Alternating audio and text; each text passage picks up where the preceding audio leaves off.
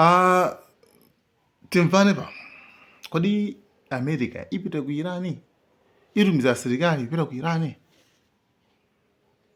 Pamene pandiwale nkhani. Definitely, JD Vance, amene ali Vice President wa dziko la America, atulongosola bwinobwino. Komanso timvane pano kuti nkhondo ijatu sikuti ndiyo khuzana ndi kusintha boma paja zimene ndezi kanika. Komano nkhondo ija panopa ndiyo khuzana ndi pastoral formulas kuti mwino maka at least pamene papa tipangenapo bwanji. Nkhani khuzana ndi ku Irani angati afuna kusintha boma akuti anu akewo ndi amene angasinthe boma. Anu aka ku Iraniwo ngati akufuna. Koma ngati sakufuna ndi kuti basi ni pachapo. So many ngona kuti Irani America yakanika ndithu. Not Awful. good. It's not good, right? And so, like, if the Iranian people want to rise up and change their government, that's up to them. But we're not going to send 150,000 ground troops in order to accomplish a change in a regime unless the people on the ground themselves want to accomplish that outcome. Now, we're not going to send the troops in regardless, but like to propose sending in the troops, you're basically saying that the U.S. military should do the job for the Iranian people. We're not in that business anymore. We're just not. Yeah. Mpaka na Fox News mkatikati timvanso kuti nayonso yatopa naye Trump mpaka na kumutchula kuti zimene akupangazi Fox News lini yake ijatu zopangazi nzopepera chifukwa akungotamiza anthu. So Iran yatsimikiza pano kunena kuti akuti ifeyo ngase a Trump akophiza kuti tiphwasula mabridge, tiphwasula madzi, something like that, power plant, magetsi tostiononga. I'll save the energy targets for last, but ultimately we'll hit energy targets, yeah. But we're going to hit them very hard tonight. We're going to hit them very hard tomorrow night. We're going to hit them very hard the night after.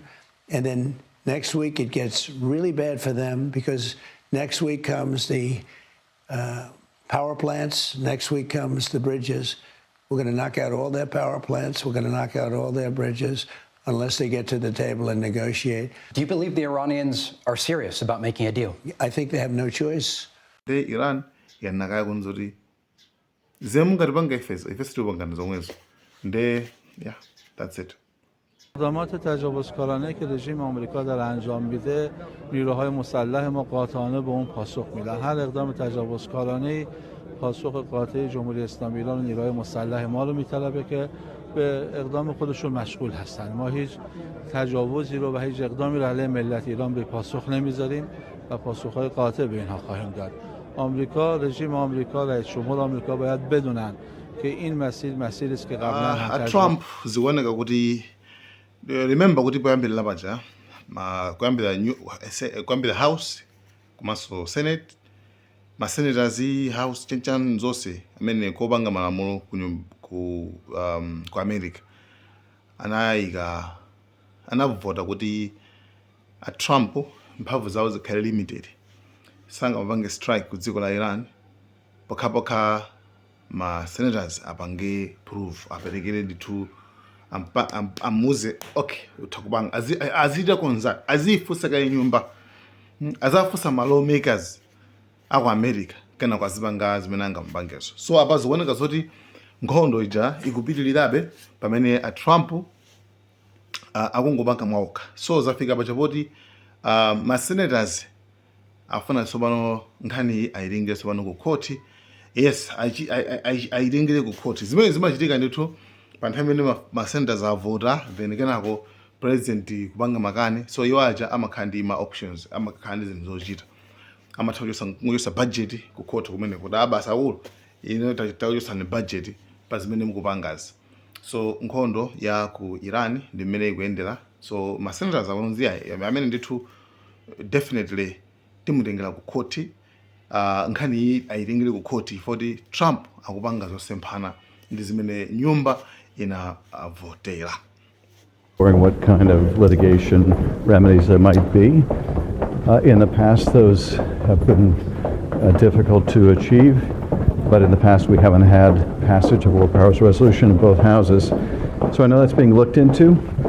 I've also introduced a new war powers resolution, and we're going to continue to force my colleagues to vote on this. Do you have faith that there's any substantive significance in introducing new war powers resolutions if they're not going to be enforced by courts of law and the president can just choose not to comply? Each time we've introduced them, they've gained more and more bipartisan support. And I think the longer this war goes on, the more support they'll draw still. I don't comment on what the courts should do.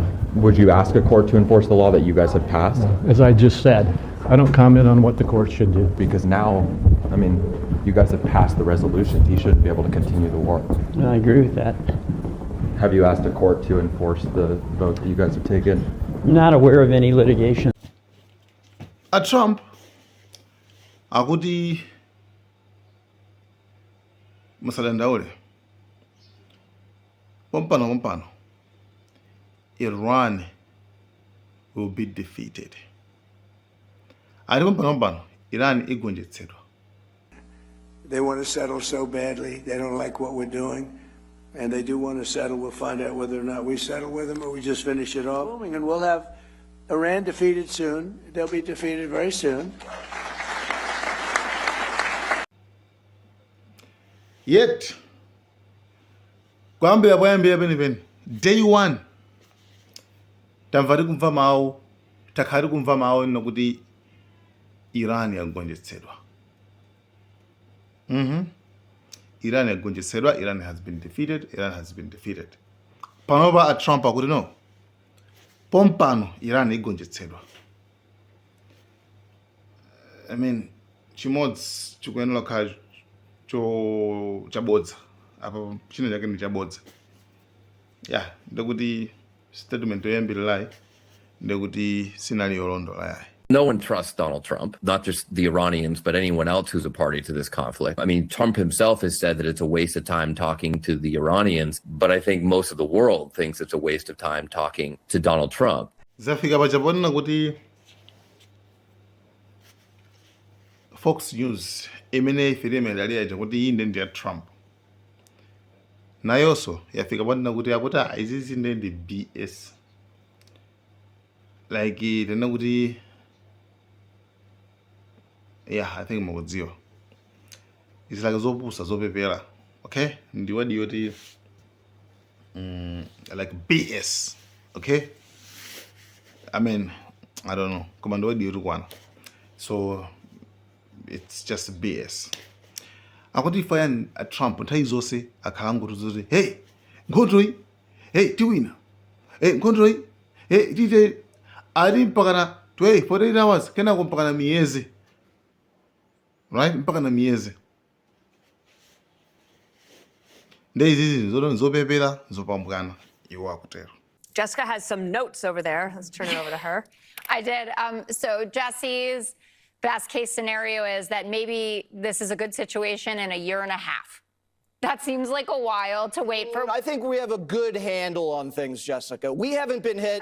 They get hit over and over and over again. Jesse, we were promised this started at 24 to 48 hours. Then it was a few weeks. Then it's a few months. It's been Bridge and Power Plant Day, I think 3 times, you know, threatening to end the civilization. He says every day, or sorry, only about 40 times that Iran wants a deal. Also, another 40 times the war is almost over. It feels like BS at this point. Fox News rumene. Trump anabanikiza nkhani kuza ndi ana 68 amene apha ku Iran acha. Azioneka zoti yakuti sikuti zimene zipezeka mathelo ake yayi. Fa anthu achipani chososa ku America afuna papezeke mapepala. Afuna papezeke report why anapha naso alako kucha. Right?